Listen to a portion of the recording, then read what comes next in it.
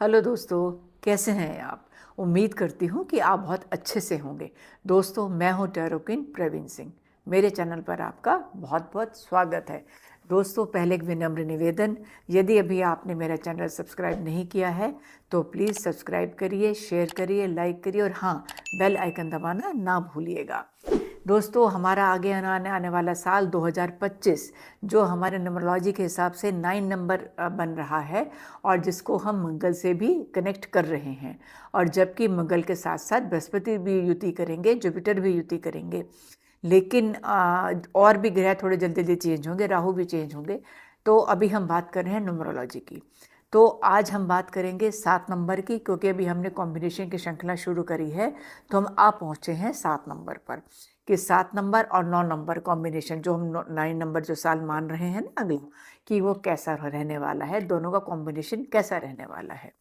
तो दोस्तों, जैसे आपको पता है कि 7 नंबर केतु का नंबर होता है। केतु का मतलब सर नहीं होता, जैसे राहु 4 नंबर उनका सर होता है, बॉडी नहीं होती, इनकी बॉडी होती है, सर नहीं होता। तो सबसे पहले तो केतु को मैं एक पीसफुल प्लैनेट मानती हूँ, शांत प्लैनेट मानती हूँ, क्योंकि एक तो इनका कोई दुश्मन नहीं होता केतु का, और क्यों इनका सर नहीं है तो ये अपनी इंट्यूशन पावर इतनी स्ट्रॉन्ग कर लेते हैं कि अपनी इंट्यूशन पावर से ही ये सारे कामों को अपना पूरा करते हैं।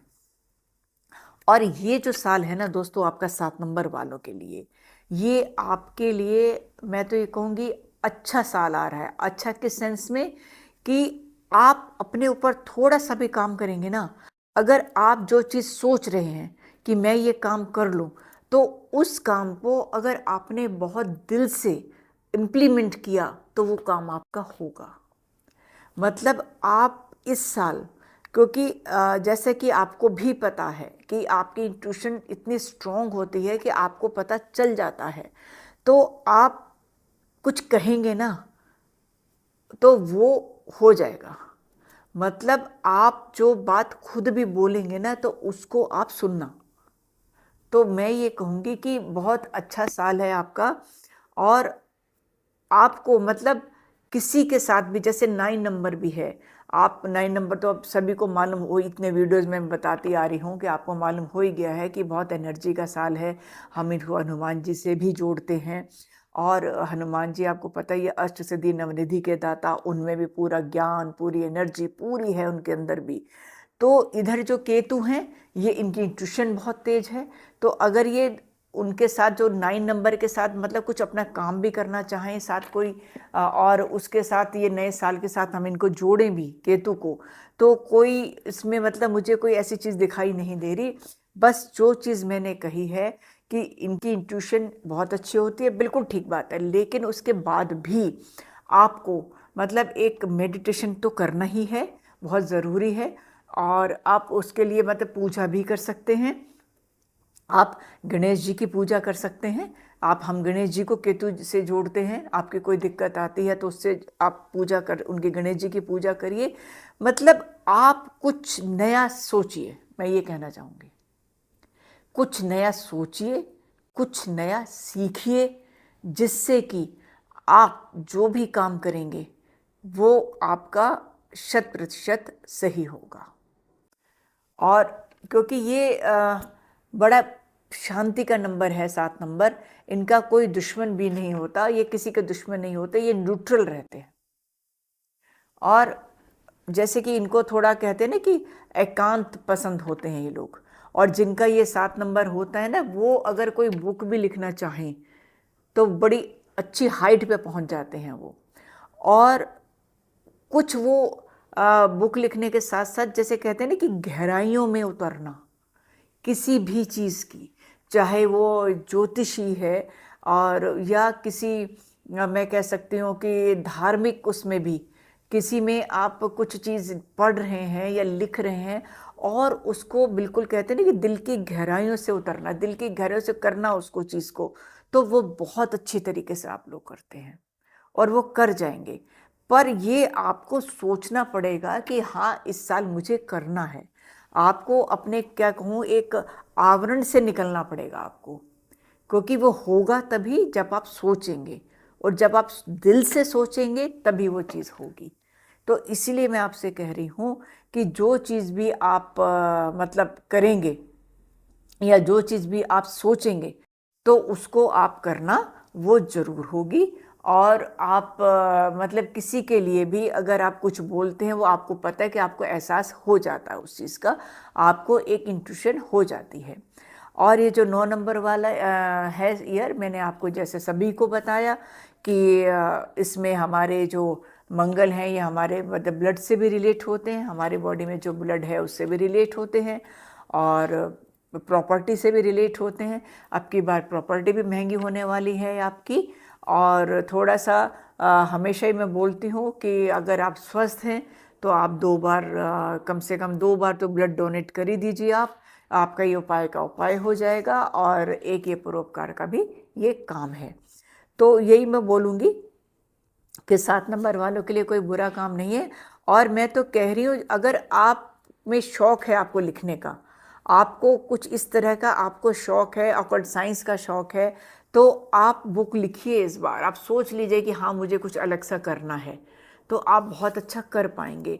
और कोई भी चीज़ अगर आपकी प्रॉब्लम आ रही है ना, तो आपको खुद निकलना है उसमें से। और निकलेंगे कैसे? सोचेंगे आप सोचेंगे उसको, फिर आप निकलेंगे। आपको किसी का सहारा लेने की ज़रूरत नहीं है।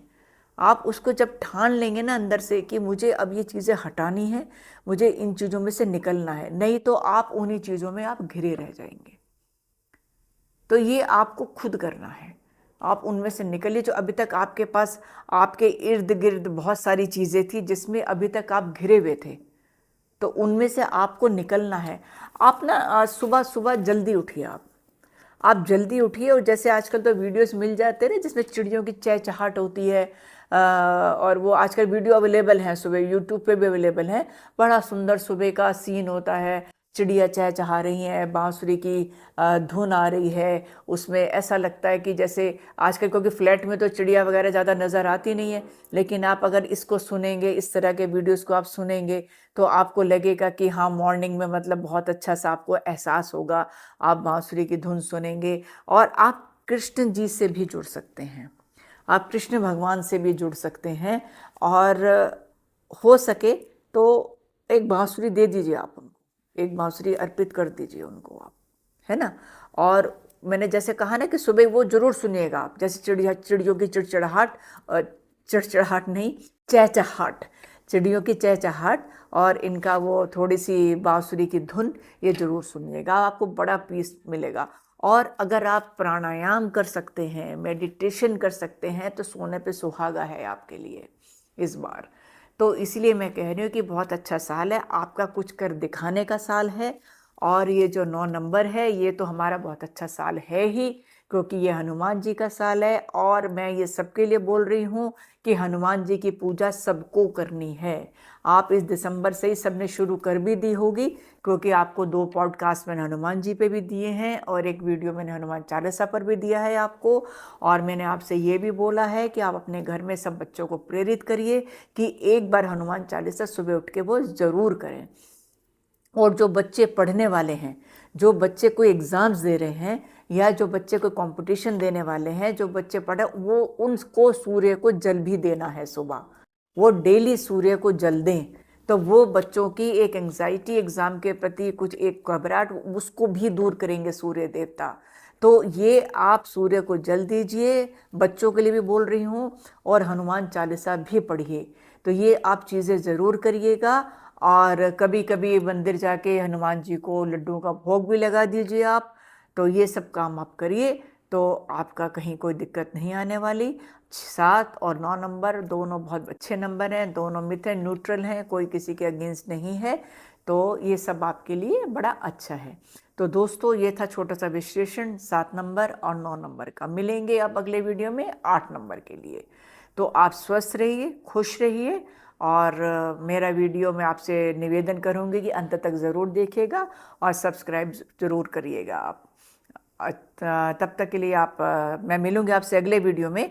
तो आप स्वस्थ रहिए, खुश रहिए और मुझे आज्ञा दीजिए। नमस्ते।